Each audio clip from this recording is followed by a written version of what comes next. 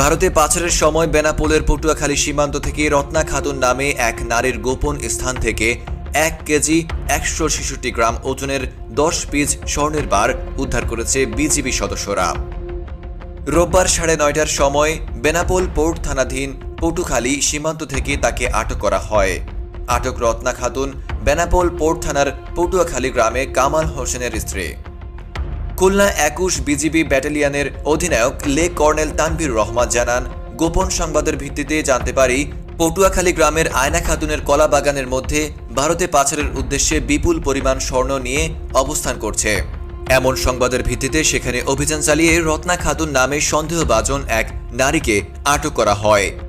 এ সময় নারী বিজিবি সদস্য নিয়ে তার দেহ তল্লাশি করে গোপন স্থানে অভিনব কায়দায় লুকিয়ে রাখা 1 কেজি 166 গ্রাম ওজনের 10 পিস স্বর্ণের বার উদ্ধার করা হয় এবং তাকে আটক করা হয়।